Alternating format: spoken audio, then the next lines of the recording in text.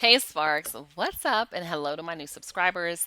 It's Montina here, and you all know my mission with this channel is to inspire, educate, and share information that helps you thrive in life and thrive in business. So here's the deal. Some of my videos that have been coming across the channel are more like a quote unquote business in nature. And here's the thing. Y'all, I've graduated, like I've said many times before, from hair videos, and I do share personal things because it's my YouTube channel. I do what I want.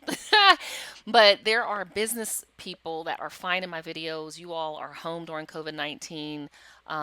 You're just like, I got to do something different. Y'all, business, this is economics. This is the war that we're fighting is with economics. I believe that. And we got to get our money right. We got to get our businesses right. We got to get our mindset right. The government's not going out of business. They spend billions of dollars, billions. So watch this training. If you're not interested and y'all see these, just skip past it. Go to the other ones where we're having fun and I'm sharing my kids and I'm talking about my life and I'm sharing my vegan fried chicken recipes. It doesn't matter. But for those of you that really are like, Montina, I got to do something different with my life. You've been following me since 2009 on YouTube and you see my life, please watch these videos. So this one here is going to be talking about how to become a certified woman-owned small business through the Small Business Administration, the federal government. This is not for everybody. It's easy to get, but it's more difficult to get the contracts, okay? But I want to encourage you to watch it, and if not, pass it along to someone that could use it. All right, as always, I'll see you in the next video. Here it is. In this training today, you will learn how to become a certified woman-owned small business. Hi, my name is Montina Young Portis, and I will be your facilitator today. I'm the founder and CEO of CIA Media Group, and we help companies rethink business for the digital age, and we help certified companies win more business. I founded the company in 2013, was certified woman-owned in 2014, and I was not ready. I was informed, but unfortunately confused, frustrated, and had no clue how to leverage the certifications to win more business. So I wasted money, I wasted time, and I wasted resources. So I chose to shift my business in a different direction, and it wasn't until 2018 when I had to get certified to participate in an event that my business was transformed. I cracked the certification code, won Tier 1 Supplier of the Year up to $1 million, actually Class 1, through the Georgia Minority Supplier Development Council. I learned what it takes to leverage the certifications, build relationships, and win more business. I'm the mom of two amazing adult daughters, a high energy teenage son, and a wonderful son in law. My goal with this training is to help you understand how to apply for the Woman Owned Small Business Certification Program. And my goal as a woman and minority owned company is to help women and minority owned companies build their businesses, secure contracts, credit, and capital, and increase employment opportunities. So let's go. You've heard about the millions that some certified companies make, but are you ready? This portion is part of a larger presentation around the 10 certifications that can help you win more business.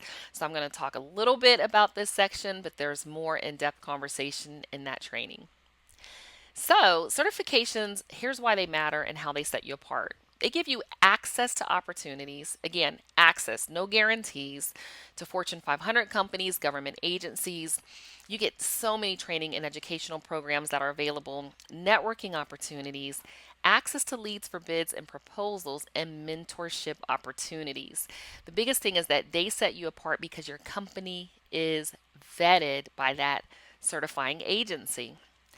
So many of us are like, show me the money. Well, contracting officers can use what we call set asides and sole source contracts to help the federal government meet its small business contracting goals. The federal government prefers to contract with small businesses whenever possible. Contracting officials can use set asides and sole source contracts to help their agencies meet their small business contracting goals. And you can see that listed here. The contract value, the small business set aside requirement. Now, again, this is not easy. It just gives you access. But sometimes having that knowledge is really that power that you need or that confidence that you need to pursue these opportunities. The essence of strategy really is choosing what not to do. So that means you can't do everything, you can't do it all.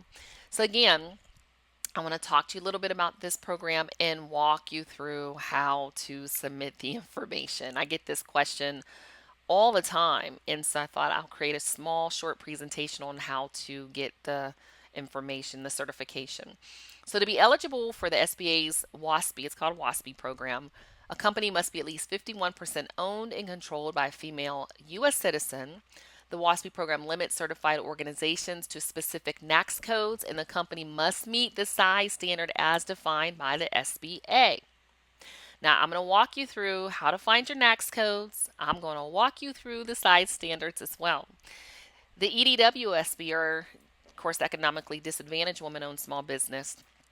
To qualify as an economically disadvantaged woman-owned small business, or EDWOSB, your business must meet the WOSB requirements, and the owner of the company must demonstrate economic disadvantage in the following ways. Your personal net worth is less than $750,000, and it's some exclusions that do apply. So if your net worth is less than $750,000, you'd qualify as a EDWOSB. If it's not, you qualify as a WOSB. So let me walk you through now how to determine your NAICS codes and the size standard as defined by the SBA. The North American Industry Classification System, or NAICS, is a classification of business establishments by type of economic activity. So it's used by government and business in Canada, Mexico, and the United States of America. How do you find your NAICS codes? You go to NAICS.com and you're going to enter in a keyword that's related to your business. Now, as you can see here, it's just a small amount of industries. So no matter what you do, it needs to fit into one of these. If you say it doesn't fit, well, then you're not in business according to the federal government. Okay? Pick one. So you'll have your NAICS code. Sometimes you'll see a form that asks for your SIC code or SIC code. Again, an even shorter amount of industries, A through J. So enter a keyword as it relates to your industry. We're just going to go with bridge painting. Do you paint bridges? That's great. So you see here, you have NAICS codes related to bridge painting. Now, here's a challenge that many small business owners have, especially diverse business owners, is they just pick too many NAICS codes. They just put 1,000. I'm exaggerating. But then some pick too little. So a good rule of thumb could be 6. I believe we market with about 8 or 10. Know your industry. We just choose not to leave any out when we submit our information. As you can see here, I'm giving you painting. You can see there the NAICS codes. There's bridge painting, there's painting instruction, there's spray painting, there's runway airport line painting, or called striping. So again, make sure that you choose the NAICS code that is correct for your industry. It is really important. Cement. Again, you see the codes for cement, cement manufacturing, cement block laying, cement kilns manufacturing. So make sure that you're identifying what it is that you do. Put in another one for framing.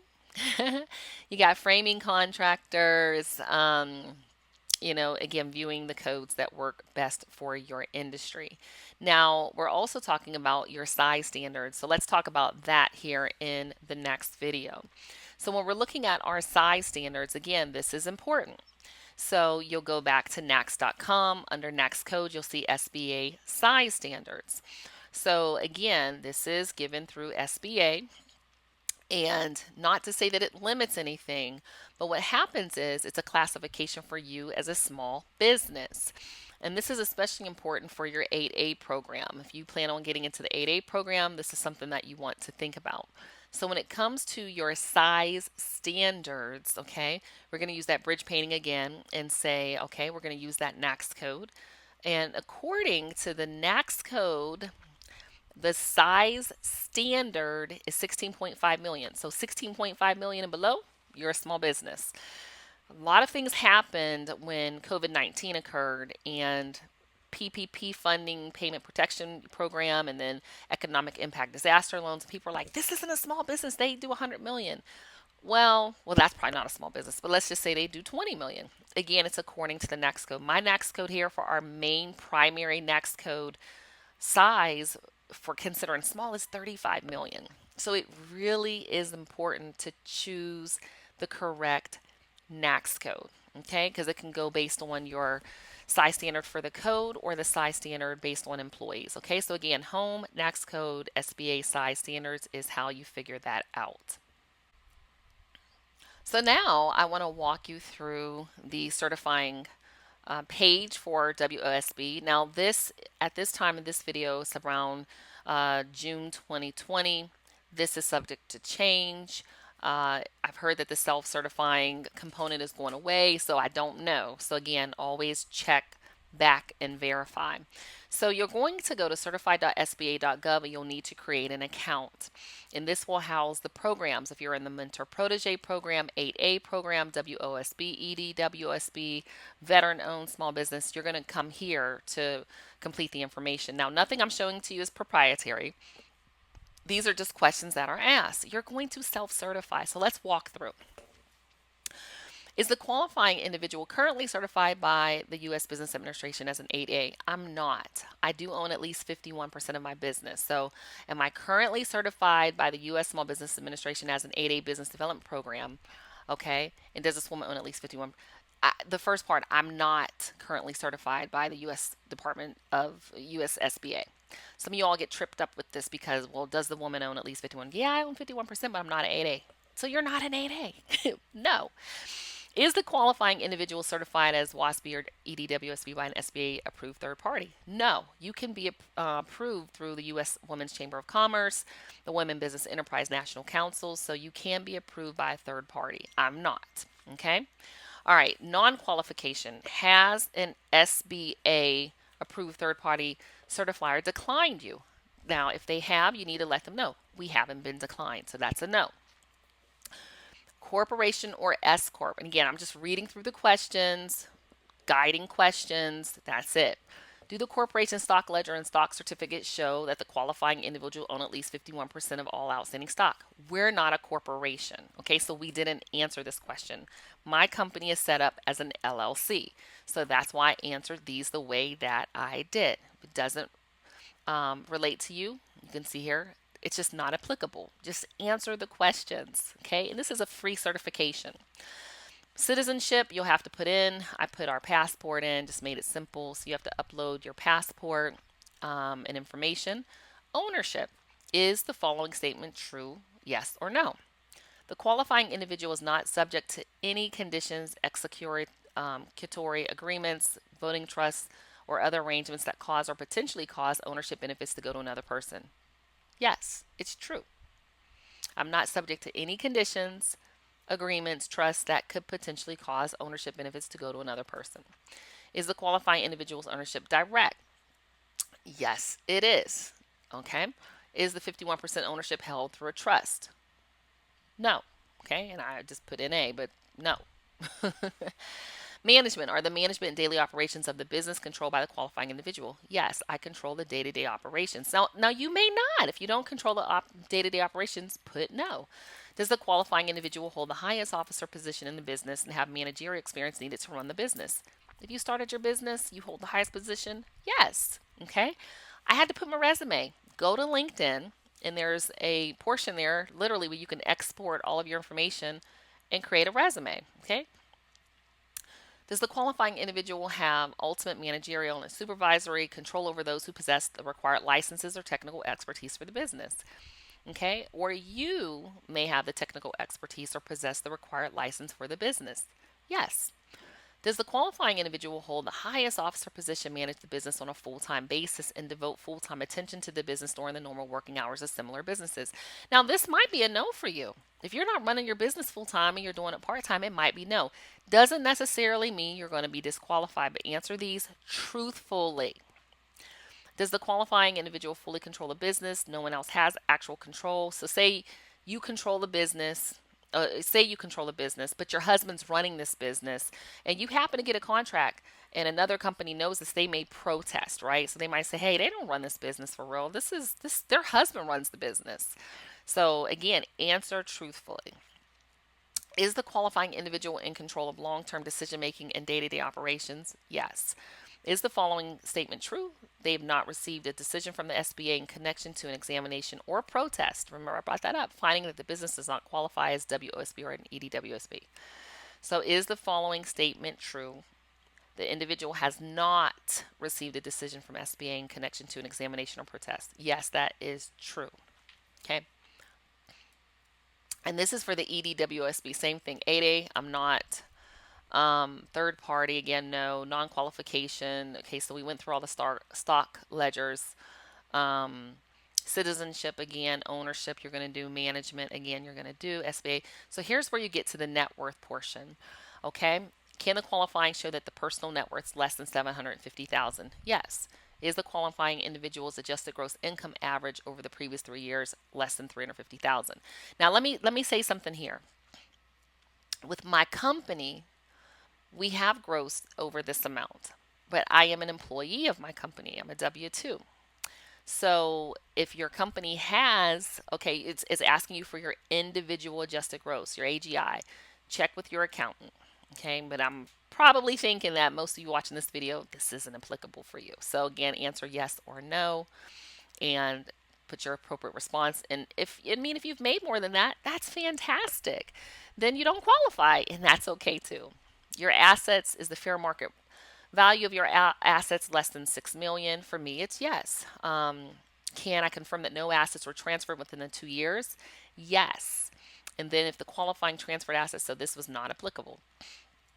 Do the financial records of the individual qualify they're economically disadvantaged? Yeah, you are going to need to upload your tax returns for the last 3 years. So if you're doing this in 2020, you need 2019, 18, 17. Okay, so typically when it comes to certifications, I found that you probably will need the last 3 years of your certification documents.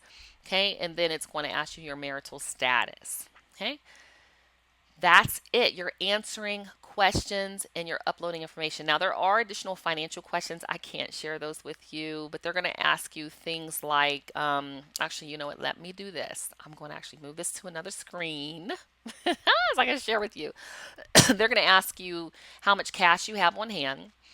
Your savings account balances, checking account balances, accounts and notes receivable, IRAs, Roth IRAs, your business equity, other personal assets, automobiles. So they're going to ask a lot. Sources of income, liabilities, any loans against your life insurance, notes payable to banks or others. So you need to keep detailed books. This is where a lot of people get tripped up when applying for these certifications. Your books have to be in order. So I walked you through. So now I'm going to share some more information with you. Here's what I want you to know. Everybody has a dream, but not everybody has a grind. Being in business is tough. Somewhere, somehow, somebody said it's easy, and it's not the truth. It's difficult in the phase 1, it's difficult in phase 3. There are trials and tribulations for businesses at 100,000, at a million, at 10 million, at 200 million. So I want to encourage you to do the work. Don't think that you're going to get certified and just things are going to happen. Very rarely does that occur. And oftentimes, if it does, you may not be ready for the business. So I want to encourage you to do the work. It's extremely important. Build a strong network, choose the right certification. So I do have a full course that teaches, how it just really gives you an overview, gives you an overview of the 10 certifications that can help you win more business and why each one is different, how they're different, how to really just walk through and make the best decision for your company. So whether you have a question about leveraging certifications, a specific strategy, or just want to learn more about digital strategies with my company, we're here to help. My information is here. All you have to do, we made it simple because we help companies rethink business for the digital age. Open up your camera on your phone, point it here at this code. It's called a QR code, and it'll take you right over to our programs page where you can actually fill out that free access request form and get access to our library of programs just like this to help you understand which certification to choose, walk you through the documents, and help you win more business. Again, Montina Young Portis here, and it's my absolute pleasure to share this information with you. And I'm happy to hop on a call and see if there's ways for us to work together. Thank you so much, and I'll see you in the next training. All right, y'all. So I hope you enjoyed it. And as you know, my quote always comes up: dreams do not work unless you do. I'll see you in the next video. Peace.